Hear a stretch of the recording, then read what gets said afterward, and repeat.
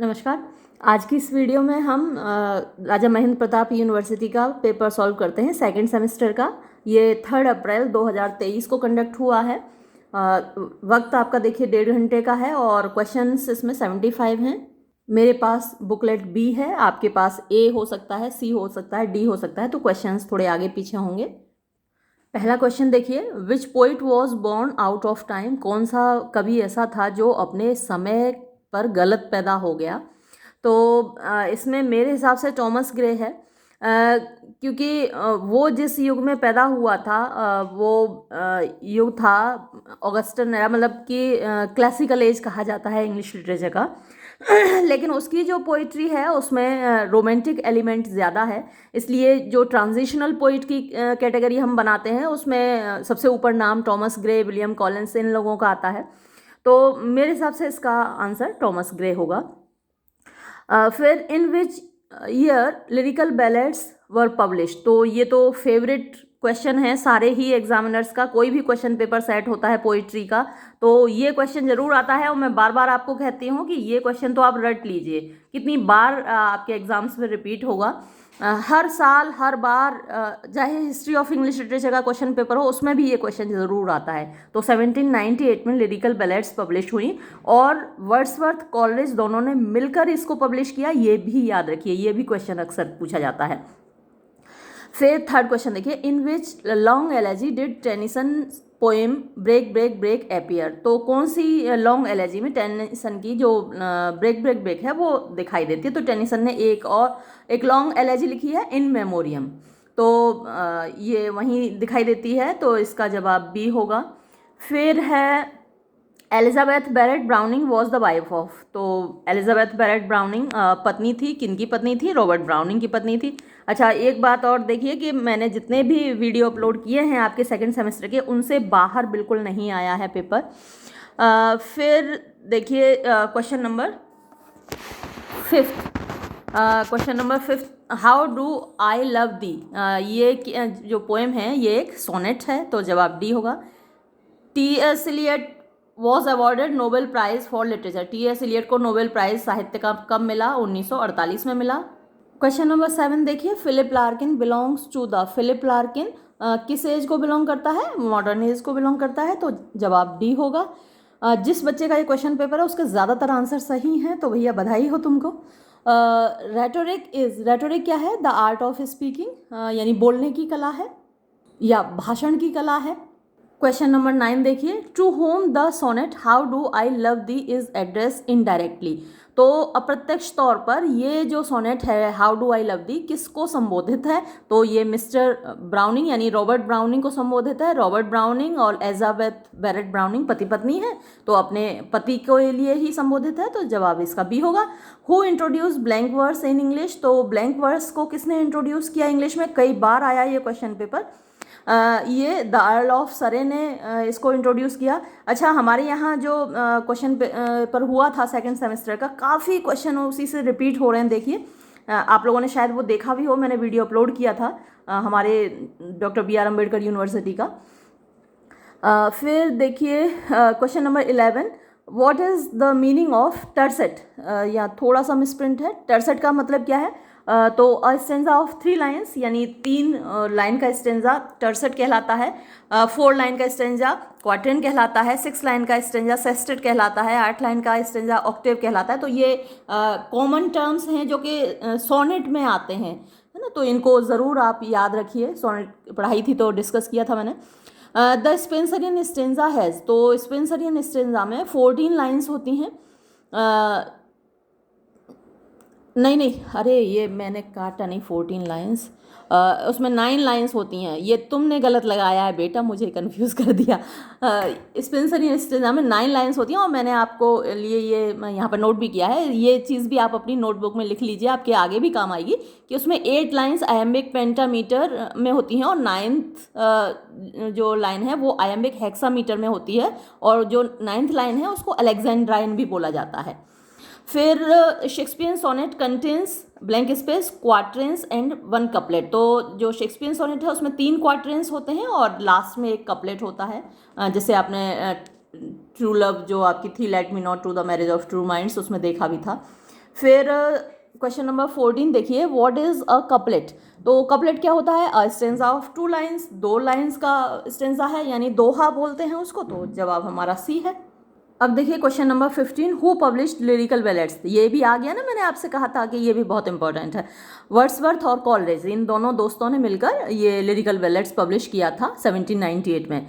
फिर है whose blank verse. अच्छा, इसका एक और बड़ा इंपॉर्टेंट क्वेश्चन बनता है इसी फैक्ट पर कि वर्ड्सवर्थ ने जो इसका दूसरा पब्लिकेशन था ना, दूसरा एडिशन जो आया था, सेकंड एडिशन 1800 में, 2 साल बाद, तो उसमें वर्ड्सवर्थ ने एक प्रीफेस और ऐड किया था। तो ये क्वेश्चन भी अक्सर एग्जाम में पूछ लिया जाता है कि वर्ड्सवर्थ ने प्रीफेस कब ऐड किया। तो सेकंड एडिशन में 1800 में ऐड किया, वो भी आप अपनी नोटबुक में लिख लीजिएगा। फिर देखिए question number 16, whose blank verse is called mighty line. तो किसकी ब्लैंक वर्स को कहा जाता है ताकतवर लाइन।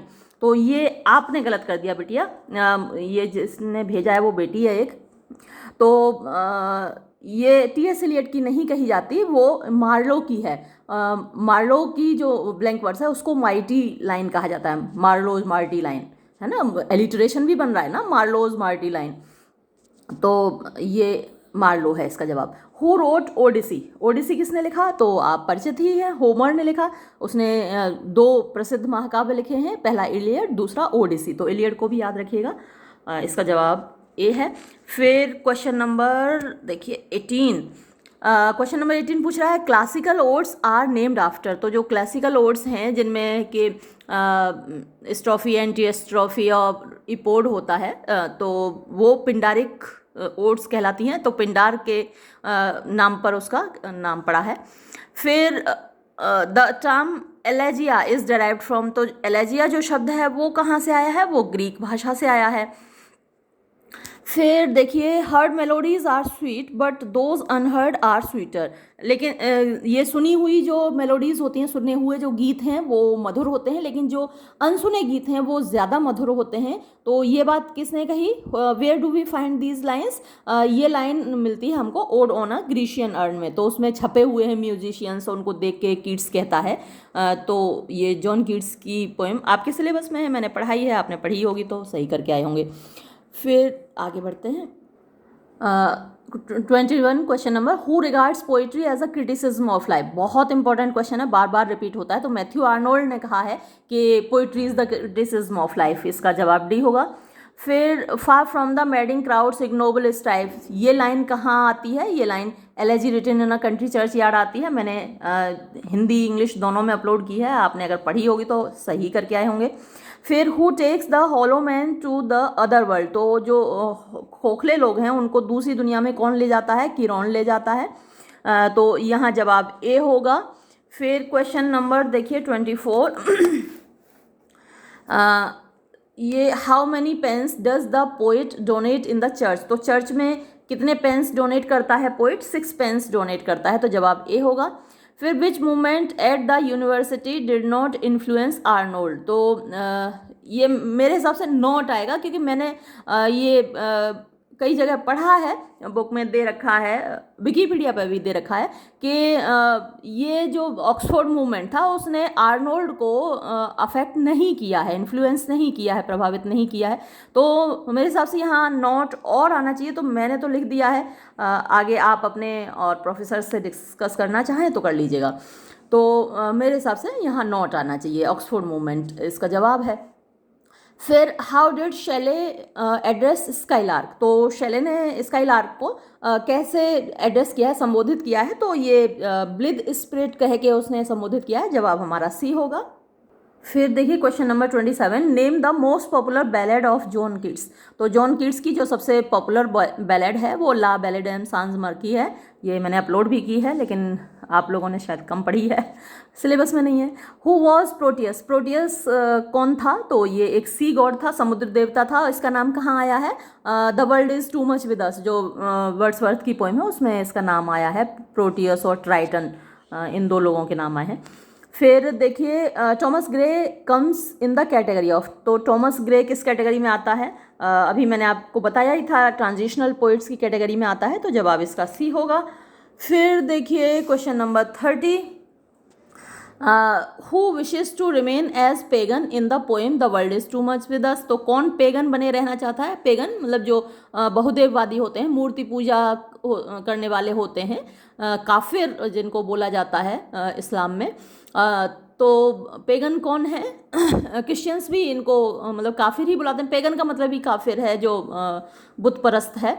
तो इसमें पोइट हिमसेल्फ यानी जो वर्ड्सवर्थ है वो खुद पेगन बने रहना चाहता है। फिर है in his elegy Thomas Gray expresses his sympathy for. तो जो एलेजी है, elegy written in a country churchyard, उसमें टॉमस ग्रे अपनी सहानुभूति किसके प्रति एक्सप्रेस करता है, अभिव्यक्त करता है? तो पुअर पीजेंट्स, जो गरीब किसान हैं, उनके प्रति अपनी सहानुभूति अभिव्यक्त करता है। Who wait for physical meeting according to John Donne. John Donne के अनुसार मतलब भौतिक मिलन के लिए कौन इंतज़ार करता है? तो ऑर्डिनरी लवर्स इंतज़ार करते हैं, जो मतलब कि सिंसियर लवर्स हैं, उनको ज़रूरत नहीं है फिजिकल मीटिंग की।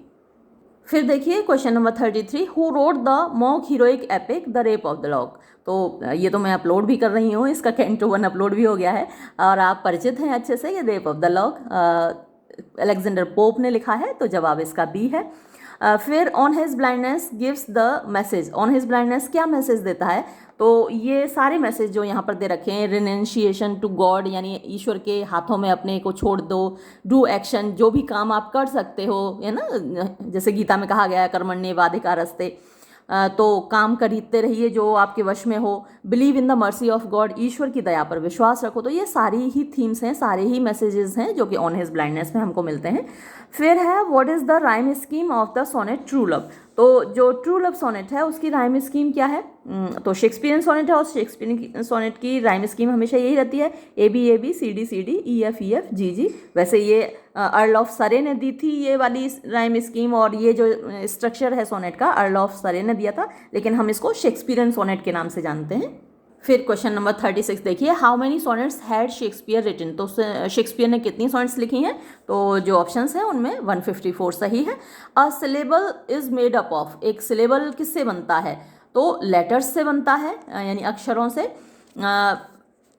पहले मैंने वैसे वॉवल्स और कंसोनेंट्स लगा दिया था, या आपने लगा हुआ था, हाँ मैंने ये काटा है। तो जैसे आई है ना, तो आई माने में, तो वो एक ही लेटर से बना है आई, लेकिन एक सिलेबल है अपने आप में, तो इसलिए जो सही जवाब होगा वो लेटर होगा। फिर who define tone as the expression of a literary speaker's attitude to his listeners. तो इसको टोन को किसने इस तरीके से डिफाइन किया है कि एज द एक्सप्रेशन माने अभिव्यक्ति of a literary speaker's attitude, यानी जो एक साहित्यिक वक्ता है उसका एटीट्यूड, उसका व्यवहार टू हिज लिसनर्स, अपने श्रोताओं के प्रति। तो इस तरीके से डिफाइन किया है आई.ए. रिचर्ड्स ने।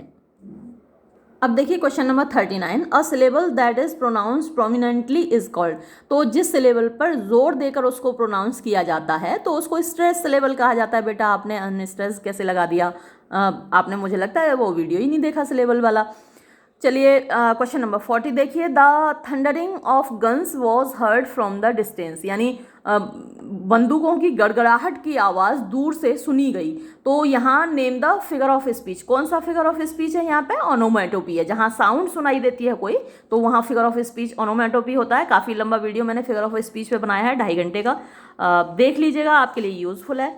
फिर John Keats propounded the theory of. तो जॉन कीट्स ने कौन सा सिद्धांत दिया, किस सिद्धांत का प्रतिपादन किया? प्रोपाउंड को हिंदी में प्रतिपादन कहते हैं। तो निगेटिव कैपेबिलिटी जो सिद्धांत है, थियोरी है, उसको प्रतिपादित किया। इस पर भी मैंने वीडियो अपलोड किया, आपने शायद देखी हो। फिर the placing of two contradictory things और ideas side by side is called. तो जब दो विरोधी भावों को, विचारों को साइड बाय साइड रख दिया जाता है, अगल बगल रख दिया जाता है, तो उसको कहा जाता है जक्सटापोजिशन। फिर देखिए question number 43, an unrhymed but metrical verse mostly following iambic pentameter. तो एक अनराइम्ड वर्स होती है लेकिन मीट्रिकल होती है, इसमें मीटर होता है, जिसमें ज़्यादा आयम्बिक पेंटामीटर होता है। तो इसको, ये तो मैंने कितना डिस्कस किया है शेक्सपियर को, जब भी हम पढ़ते हैं तो बार बार मैं आपको बताती हूँ कि आयम्बिक पेंटामीटर में उसने लिखा है, ब्लैंक वर्स में उसने लिखा है। तो बिटिया आप कैसे फ्री वर्स पर निशान लगा के आई? ये आपने गलत कर दिया, ब्लैंक वर्स इसका सही जवाब होगा। इसको रट लीजिए, ये क्वेश्चन बहुत इंपॉर्टेंट है, बार बार आता है एग्जाम में। टर्जाराइमा वॉज इन्वेंटेड बाय, तो टर्जाराइमा का आविष्कार किया था डांटे अलीघिरी ने। ये भी कई बार रिपीट हुआ है, हमारे यहाँ भी आया था ये वाला क्वेश्चन, तो ए सही जवाब है। फिर देखिए question number 45, elegy, ode, sonnet are types of. तो एलेजी, ओड, सोनेट ये किसके टाइप्स हैं? पोइटिक फॉर्म्स के टाइप्स हैं, तो जवाब डी है, सही है बिल्कुल। Alliteration, assonance and allegory are, तो एलिट्रेशन, एसोनेंस, एलेगरी ये पोइटिक डिवाइसेस हैं, तो यहाँ जवाब बी होना चाहिए। फिर question number 47, the literary technique that is the study of meter, intonation and rhythm is called. तो यहाँ मीटर, इंटोनेशन और रिदम का अध्ययन किया जाता है, उस लिटरेरी टेक्निक को क्या कहते हैं? प्रोसोडी कहते हैं। ठीक है, यहाँ जवाब डी होगा। फिर क्वेश्चन नंबर 48 देखिए, I Richards is known as the father of. तो आई रिचर्ड्स को किसका पिता कहा जाता है? तो प्रैक्टिकल क्रिटिसिज्म का जनक आई रिचर्ड्स को कहा जाता है। फिर church going has been written by, church going किसने लिखा है? फिलिप लार्किन ने लिखा है, आप परिचित हैं, पढ़ी भी है आपने। The nationality of W.B. Yeats is, तो W.B. यीट्स की राष्ट्रीयता क्या है? आयरिश है, वो आयरलैंड का निवासी है। फिर क्वेश्चन नंबर 51 देखिए, W.B. Yeats wants to go to Innisfree. W.B. Yeats Innisfree क्यों जाना चाहता है? टू गेट्स मेंटल पीस, यानी कुछ मानसिक शांति मिल जाए, क्योंकि शहर में तो शांति नाम की चीज़ नहीं है, तो कुछ मानसिक शांति प्राप्त करने के लिए वो इनिसफ्री जाना चाहता है। वैसे शांति मेरी दादी का नाम था, जो कि अब इस दुनिया में नहीं है। फिर है the lake isle of Innisfree is in, तो लेक आइल ऑफ इनिसफ्री कहाँ है? वो आयरलैंड में है। फिर who has written the hollow man, तो ये आपने पोइम पढ़ी ही है, T.S. एलियट ने लिखी है, काफ़ी आसान सवाल है आपके लिए। और नेक्स्ट क्वेश्चन देखिए, my last duchess is written by, कितना आसान सवाल है, रॉबर्ट ब्राउनिंग ने लिखा है माई लास्ट डचेस। फिर my last duchess is a dramatic monologue है, कितना आसान सवाल है। फिर essay in criticism and culture and anarchy are literary outputs, तो ये किसने लिखे हैं? Essay in criticism, culture and anarchy, ये मैथ्यू आर्नोल्ड ने लिखे हैं, सही जवाब इसका ए है। फिर क्वेश्चन नंबर 57 देखिए, Matthew Arnold belongs to the, तो मैथ्यू आर्नोल्ड किस युग से संबंधित है? वो विक्टोरियन एज को बिलोंग करता है। Dover Beach by Matthew Arnold was published in, तो मैथ्यू आर्नोल्ड की डोवर बीच कब प्रकाशित हुई थी? 1867 में, 1867। फिर है the sea of faith was once too at the full and round earth shore, तो ये the above line is lines are extracted from which poem, तो ये लाइन्स कहाँ से ली गई हैं? डोवर बीच से ली गई हैं, आपने पोएम पढ़ी है। फिर sonnets from Portuguese, sonnets from Portuguese is a collection of sonnets by, तो ये किसका सोनेट संग्रह है? वो एलिजाबेथ बैरेट ब्राउनिंग का सोनेट संग्रह है। ये बेटा विलियम शेक्सपियर कौन लगा के आया, क्यों लगाया? फिर देखिए, which of the following elegy is written by Alfred Tennyson, तो ये इनमें से कौन सी एलेजी अल्फ्रेड टेनिसन ने लिखी है? इन मेमोरियम लिखी है, अभी इसकी पहले भी बात हुई थी। P.B. शेली वॉज तो P.B. शेली एक रोमांटिक पोइट था, जवाब हमारा सी होगा। क्वेश्चन नंबर 63 देखिए, beauty is truth, truth beauty is an immortal saying by, तो ये जो यानी सत्यम शिवम सुंदरम, ये किसने कहा है? तो ये जॉन कीट्स की पोएम है, beauty is truth, truth beauty.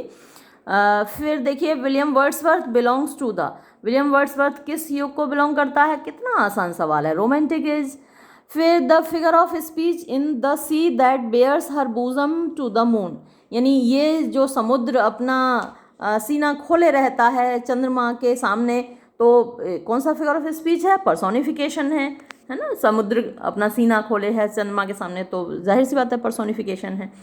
फिर देखिए, Thomas Gray is Thomas Gray है एक ट्रांजिशन पोइट, ये 2 बार रिपीट हो गया, देखिए क्वेश्चन।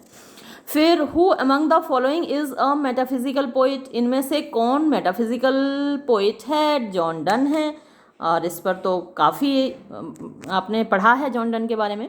फिर Shakespeare compares true love to, तो शेक्सपियर ने ट्रू लव को यानी सच्चे प्रेम को किससे कंपेयर किया है? एन एवर फिक्स्ड मार्क, तो इसका सही जवाब सी होगा, एवर फिक्स्ड मार्क जो हमेशा स्थिर रहता है।